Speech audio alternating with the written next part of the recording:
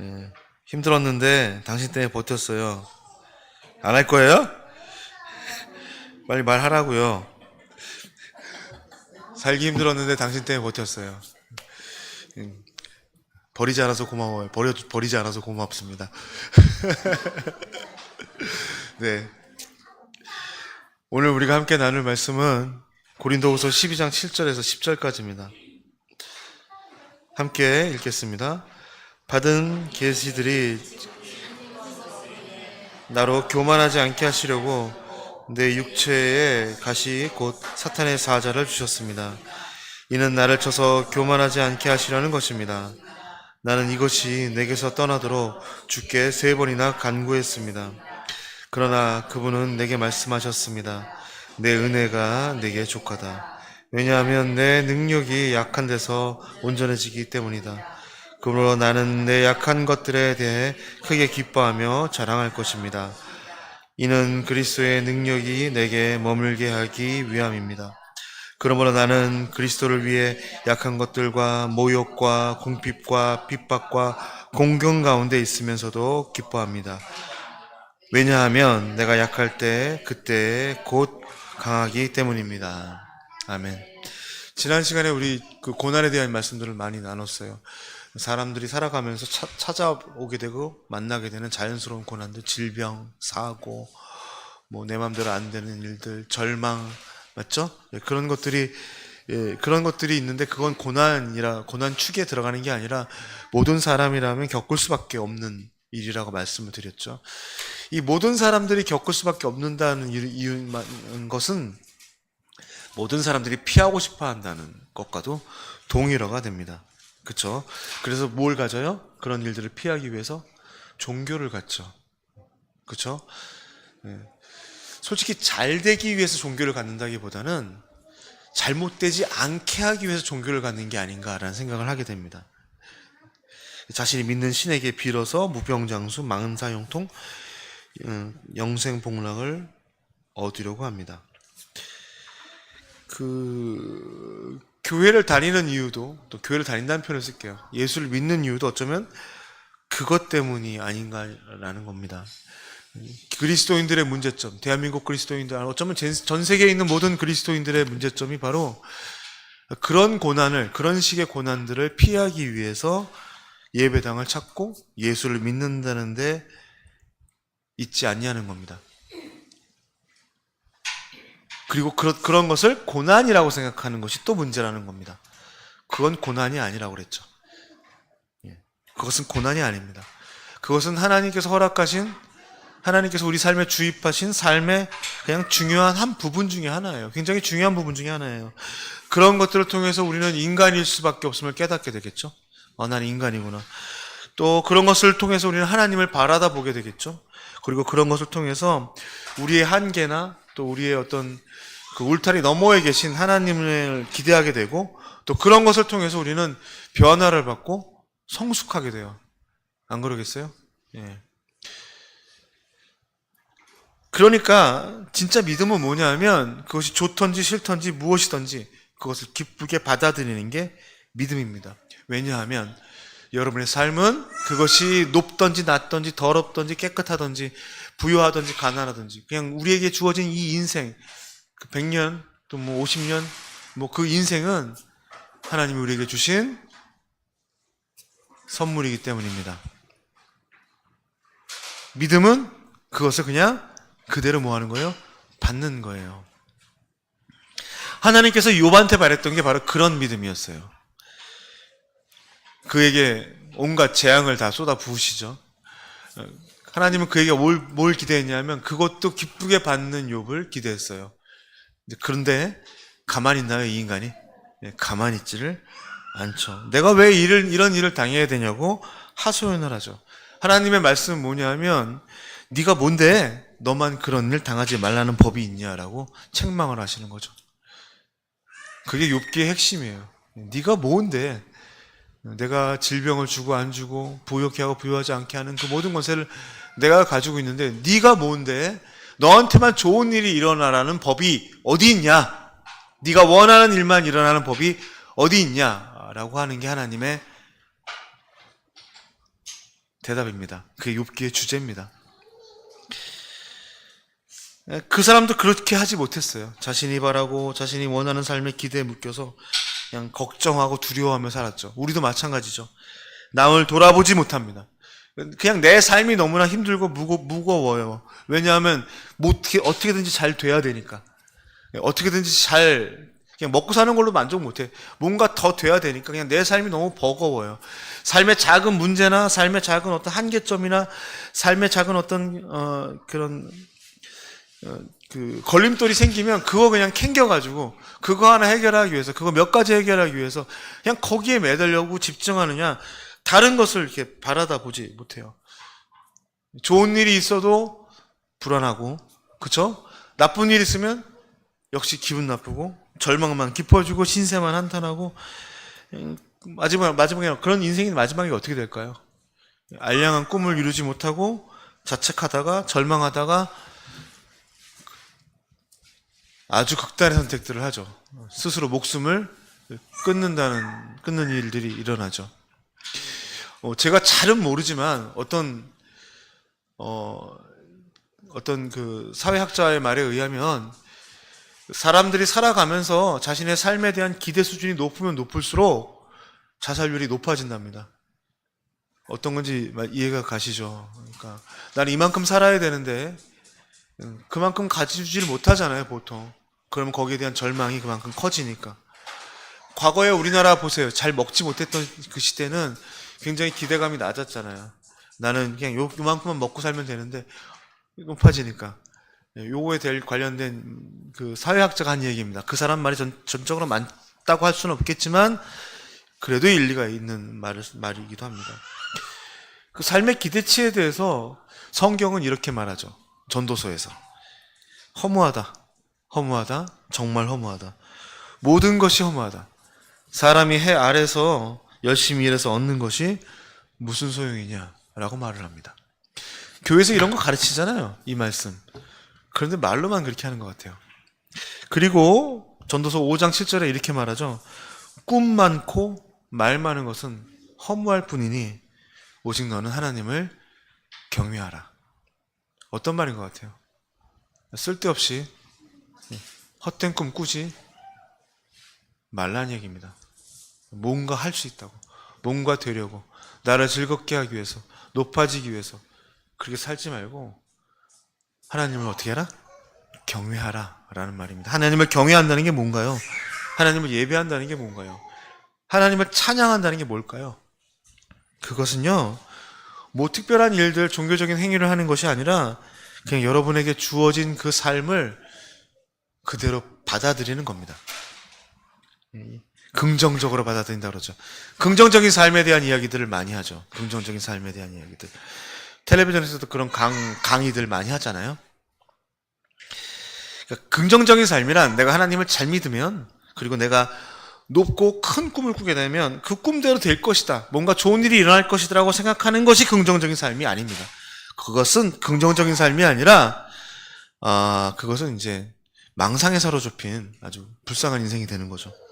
진짜 긍정적인 삶이란 무엇이냐면, 무슨 일이 있든지 그것이 하나님이 내게 주신 인생이기 때문에 무조건 받아들이고 열심히 살아가기로 작정하는 것이 긍정적인 삶입니다. 그것이 그 삶을 긍정적으로 맞이하는 것이고, 뭐가 있든지 무슨 일이 있든지 하나님이 주신 인생을 어떻게 살라고요? 그냥 살라고요. 그냥. 이것이 되어야, 제가 자꾸 이 이야기를 자꾸 많이 하는 이유가 뭐냐면, 이게 돼야지 우리는 좀 더 높은 수준의 고난으로 나아갈 수 있죠. 어떤 고난?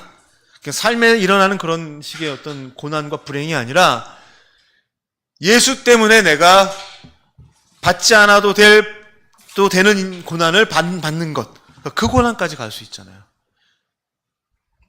참된 고난을 향하기 위해서 우리는 믿음으로 우리에게 주어진 삶의 한계, 그리고 내게 있는 그 울타리들을 기쁘게 받아들여야 됩니다. 내가 인간임을 기쁘게 받아들여야 됩니다. 저와 여러분이 인간입니다. 맞죠? 예. 인간은 누구나 아프고 병들고 죽습니다. 맞죠? 예. 뭘 그렇게 슬퍼해요? 예. 인간은 누구나 실패하고 좌절합니다. 그게 인간입니다. 안 그러면 인간이에요? 그게 인간이 아니죠. 그렇죠? 하나님을 찬양하고 하나님을 높이는 일은 뭘 대단한 일을 해가지고 하나님을 높이는 게 아니라 나의 인간됨, 인간으로서 당하고 겪어야 되는 그 한계들을 기쁘게 받아들이는 겁니다. 그것이 또 예수를 따르는 일이기도 합니다. 왜냐? 하나님이 우리에게 지어주신 그 한계 안에 사는 것, 어쩌면 내가 태어난 그 환경 안에 사는 것, 내게 주어진 그 능력 안에 살아가는 것, 맞죠? 각자의 능력들이 다 다르잖아요. 그렇죠? 각자의 조건들이 다 다르잖아요. 그 조건을 기쁘게 감사하게 사는 것이 예수를 따르는 것과 똑같습니다. 그게 첫걸음이에요. 예수를 닮겠다, 예수를 따르겠다는 것. 뭐 예수를 닮고 예수를 따르는 거는 뭐 거창한 일을 하고 뭐 이렇게 가르치잖아요. 그거 아니라고요. 예수님이 그렇게 살았잖아요. 높고 높으신 하나님이신 하나님의 아들이, 그분이 인간의 몸에 갇혀서 태어났잖아요. 그리고 그분이 얼마나 좋은 환경에서 태어났어요. 아무것도 좋지 않은 환경에서 태어났잖아요. 그냥 평범한 가정에서 그냥 태어나고, 그분이 인간의 한계에 갇히기 위해서 버려야 됐던 것들이 뭐가 있어요? 신으로서, 절대자로서. 그 모든 권한과 권세들을 다 버리잖아요. 맞죠? 어떻게 해요? 배고프지 않았던 분이 먹고, 또 아프지 않아도 되는 분이 아프고, 슬프지 않아도 될 분이 슬퍼하고, 욕먹지 않아도 되는 분이 모욕을 당합니다. 고통받지 않아도 되는 분이 고통을 받고, 하나님으로서 당하지 않아도 되는 일들을 그분이 어떻게 해요? 당하세요. 어디에 갇혀서? 아버지 하나님이 태어나게 하신 그 인간의 그 본성에 갇혀서. 예수 닮으라고 하면 뭐 대단한 일로 것을 알고 있는데, 예수 닮은 첫걸음은 예수와 같이 그 보잘것없는 인간의 한계를 인간으로서 받아들이며 살아가는 게 예수를 믿는 겁니다. 예? 진짜 믿음은 예수를 믿음으로 내게 주어진 한계를 넘어서는 게 아니라, 진짜 믿음은 예수를 믿음으로 내가 철저히 인간임을 깨닫고 철저하게 인간답게 인간의 한계 속에 살아가는 걸 심을 명심하시기 바랍니다. 이걸 제가 로마서 할 때 말씀드렸어요. 이 첫걸음을 하지 못하면 절대로 예수를 따를 수 없습니다. 그런데 오늘날 우리 시대의 이 종교들, 이 기독교들, 교회들, 목사들은 어떤 이야기들을 하죠? 예수를 믿음으로 너의 한계를 극복할 수 있고, 예수를 믿음으로 너의 꿈을 이룰 수 있다라고 이야기를 합니다. 어쩌면 우리 이 시대를 지배하고 있는 가장 위대한, 가장 어마어마한 무서운 이단이 있다면 바로 그런 것들입니다. 하나님을 믿기 때문에 내가 가진 한계를 넘어설 수 있고, 하나님께 기도하면 무엇이든지 얻을 수 있다라고 말하는 그 가짜 복음. 하나님을 믿기 때문에 나는 무조건 잘 돼야 된다고 억지를 부리고, 예수를 믿는다는 그 이유로 예수가 먹지 않았던 것을 먹으려고 하고, 예수가 입지 않았던 옷을 입으려고 하고, 예수가 살지 않았던 좋은 집에서 살려고 그러고, 예수가 앉지 않았던 그 높은 자리에 올라가려고 합니다. 올라가게 해달라고 간구하죠. 예수의 이름으로 기도하잖아요. 그렇죠? 그럼 예수님이 뭐라고 말할 것 같아요? 너는 왜 나도 못 해본 걸 해보려고 그러냐? 이 잡놈들아. 맞잖아요.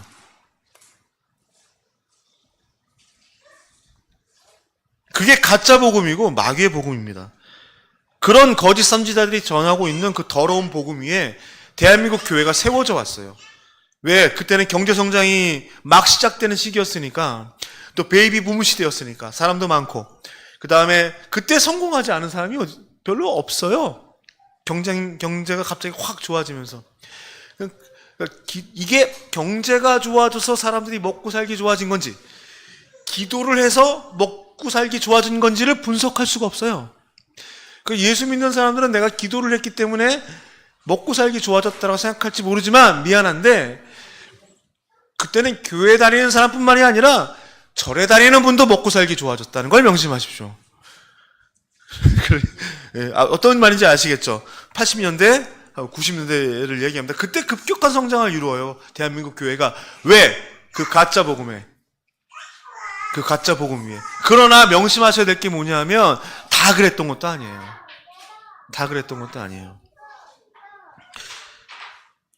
너네 집은 그때 망했잖아.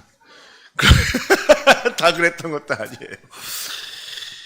오늘 바울은요, 이런 말을 합니다.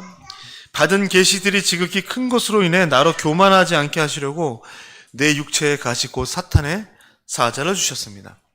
이는 나를 쳐서 교만하지 않게 하시려는 것입니다. 나는 이것이 내게서 떠나도록 주께 3번이나 간구했습니다. 그러자 하나님이 내게 말씀하셨습니다. 내 은혜가 너에게 족하다. 왜냐하면 내 능력이 약한 데서 온전해지기 때문이다. 그러므로 나는 내 약한 것들에 대해 크게 기뻐하며 자랑할 것입니다. 이는 그리스도의 능력이 내게 머물게 하기 위함입니다. 그러므로 나는 그리스도를 위해 약한 것과 모욕과 궁핍과 핍박과 공경 가운데 있으면서도 기뻐합니다. 왜냐하면 내가 약할 때 그때에 곧 강하기 때문입니다. 어떤 문제인지 모르지만 바울이라는 사람한테 가시와 같은 문제가 있었습니다. 그는 이것을 사탄의 사자라고 부르는데 질병일 수도 있고 성격상의 문제가 될 수도 있고 자신이 개인적으로 갖고 있는 것일 수도 있겠죠. 그러니까 이것이 없어지면 본인이 좀 더 하나님의 일들을 효과적이고 온전하게 감당할 수 있을 거라 생각했던 것 같아요. 그래서 그는 하나님께 이것을 몇 번 간구해요? 3번이나 간구합니다. 그러자 하나님께서 그의 간청을 거절하죠. 왜냐하면 하나님께서 바울에게 원했던 것은 그것을 없애달라는 것이 아니라 그것조차 기쁘게 받아들이기를 원하셨다라는 거죠. 왜냐하면 하나님의 능력이 바울의 약한 것을 통해서 더 온전하게 드러나기 때문입니다. 단점, 문제점, 약점과 같은 바울의 연약함은 하나님의 능력이 나타나는 자리입니다. 그래서 그는 이제 자신이 가지고 있는 그 인간으로서의 한계, 그것을 부끄러워하지 않고 자랑스럽게 여기려고 합니다. 오히려 무엇을 더 부끄러워해요? 인간이 가졌던 자신의 강점들을 더 부끄러워하고 그것을 더럽게 여긴다고 얘기를 하죠. 맞죠? 예, 그리스도 안에서 발견되려고 하죠, 그가. 그런데 그가 그리스도 안에서 약자로 발견되기를 원합니다. 약한 자로.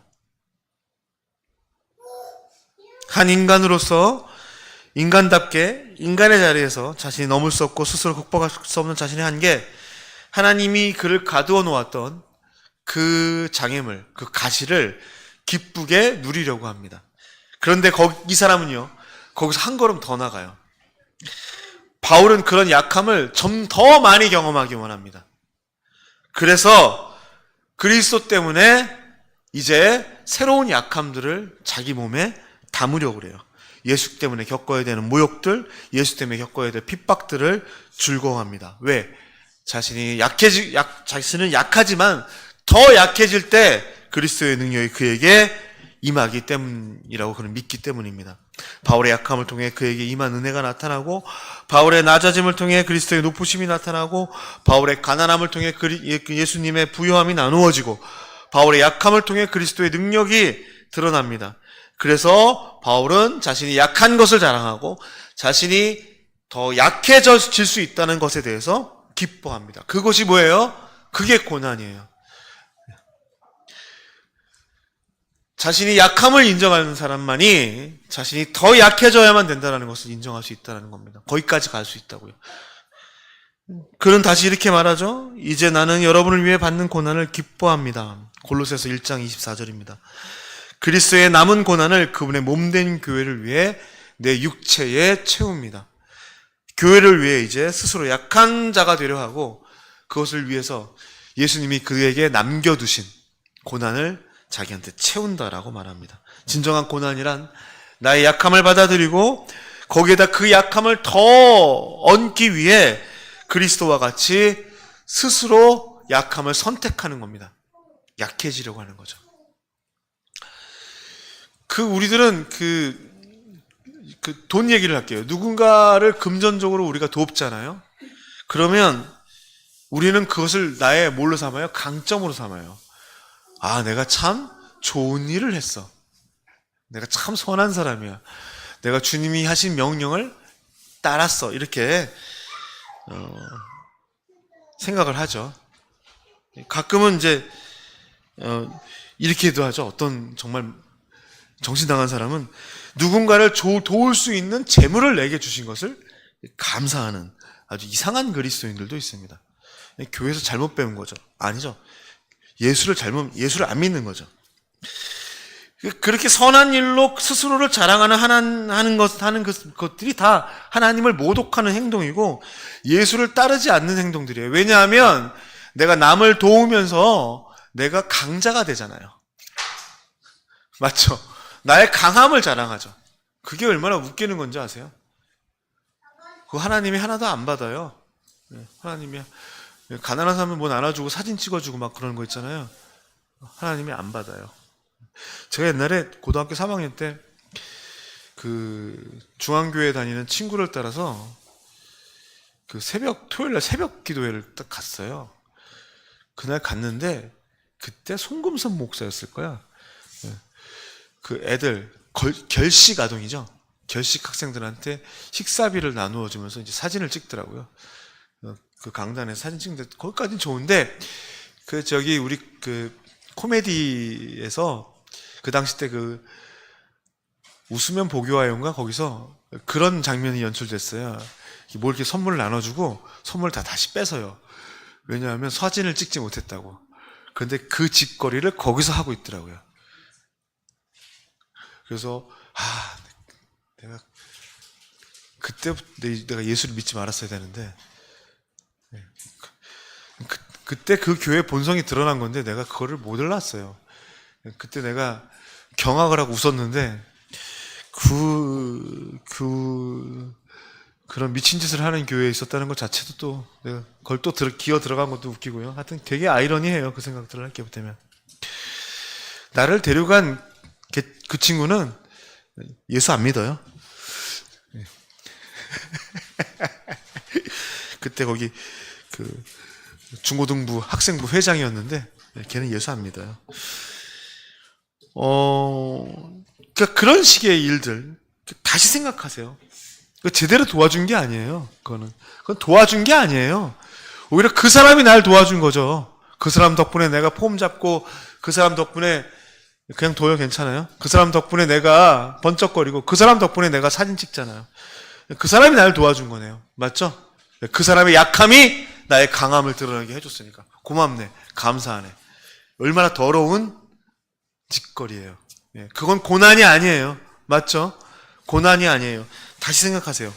누군가한테 나의 것을 나누어 주는 일은 가난한 사람 위에 나의 주머니를 털어서 나도 그 사람만큼 가난한 사람이 되는 겁니다. 아시겠어요? 그래야만 합니다. 약한 사람이 되는 일이 되는 겁니다. 누구를 도왔다고 자랑하지 말고 그들을 위해 나 역시 가난해졌음을 자랑할 수 있어야 됩니다. 어떤 말인지 아시겠어요? 여러분이 만 원짜리를 누구한테 주면 여러분은 10,000원을 빌려준 것만큼 자랑스러운 사람이 된 게 아니라 여러분은 10,000원을 빌려준 것만큼 그 10,000원만큼 가난해졌음을 기뻐해야 된다는 거예요. 이것이 우리들의 생각, 그 사고의 전환이 되어야 되는데 그러지 않는다니까. 자꾸 자랑거리로 삼아. 자랑거리. 지가 도와줄 수 있었고 내가 이렇게 많아서 도와줬고 내가 하나님께 축복을 이렇게 많이 받은 이유는 다 너희들을 나눠주라고 한 바로 그 이유 때문이다라고 이렇게 이야기하는 이 정신나간 정신병자들한테 똑같은 행동들을 하지 말라고요. 그건 아니에요. 그건 고난도 아니에요. 누군가를 사랑할 수 있다는 것은 누군가를 사랑한다면 그 누군가를 위해서 희생한다면 그것은 여러분이 희생할 만한 능력을 가진 사람이기 때문이 아니라 여러분들이 누군가를 사랑하고 품을 수 있는 어떤 영적으로 뛰어난 사람이 되었기 때문이 아니라 누군가를 사랑하고 희생하기 위해서 나를 포기하고 버리는 약해진 존재가 됐다는 것을 명심하시라고요. 그것을 자랑하라고요. 내가 너를 사랑하기 위해 내가 이렇게 상처받았음을 자랑하고 내가 너를 품기 위해 내가 받아들일 수 없는 그것을 너를 내가 내 안에 품기 위해 내가 이렇게 아파하고 있음을 자랑하고 내가 너에게 나눠줄 수 있는 형편이 아니지만 내가 나의 것을 너에게 나눠준 만큼 내가 너와 동일하게 가난해졌음을 자랑할 수 있으라고요. 이게 맞잖아요. 지금 말이 어렵죠? 생각이 좀 다른 것 중에 하나인데 완전히 다른 차원의 이야기예요. 그게 고난이라고요. 교회는 그렇게 자신의 약함을 받아들이고 그 약함을 더욱 얻기 위해 노력하는 사람들이 되어야 됩니다. 처음 교회 사람들이 자신의 물건들을 이렇게 나눠주고 가난한 사람들이 하나도 없다라고 말을 했잖아요. 예. 그래서 모두 부자가 됐다는 말이 아니에요. 그건 무슨 뜻이냐면 가난한 사람에게 나눠주고 그들의 가난함이 모든 사람들에게 함께 공유되었다라는 이야기가 되는 거예요. 아시겠죠? 착각하지 마세요. 초대교회 사람들은 부자들이 다 나눠줬기 때문에 모든 교회 사람들이 다 부유해졌을까요? 아니죠. 부자인 사람들이 자신의 것을 나누어 줌으로 약함을 선택했기 때문에 그들의 가난함이 다 모두에게 공유가 된 거겠죠. 바꿔 생각을 하라니까요.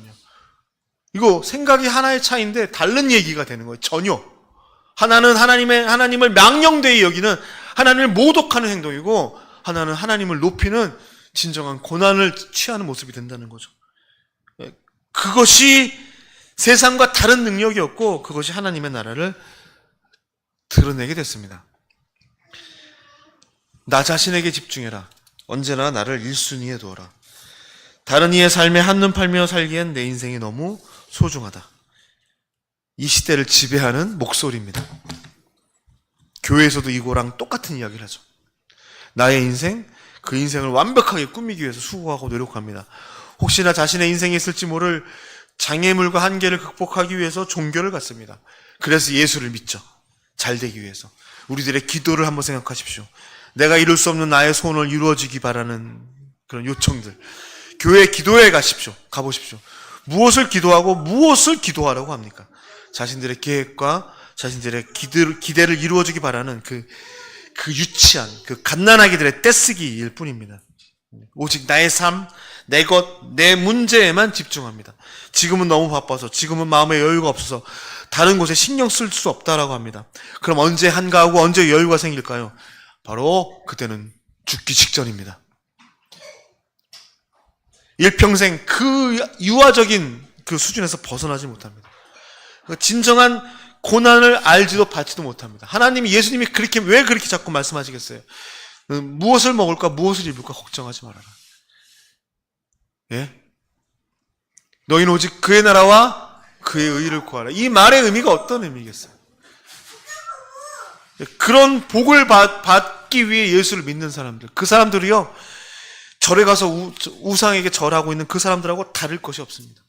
그들과 믿는 신만 다를 뿐이지 바라는 것은 다 똑같기 때문이죠.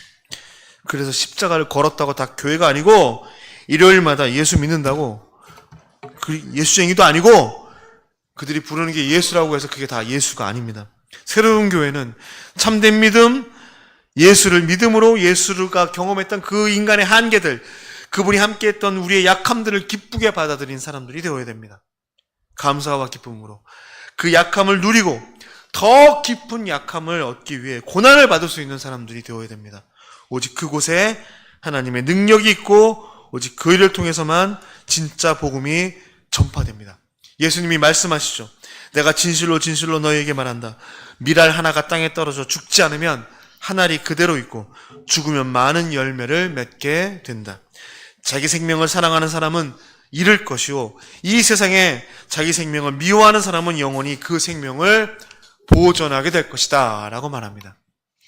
예수님 자신을 말한 것이고, 그리고 우리들이 그 길을 따라가야 됨을 말씀하신 것입니다. 가짜 복음이 판을 치고 있는 교회입니다. 여러분은 그런 교회로부터 교육을 받고 그런 교회 목사의 설교를 들어왔고, 그리고 그런 교회로부터 탈출한 사람들입니다. 제가 특별히.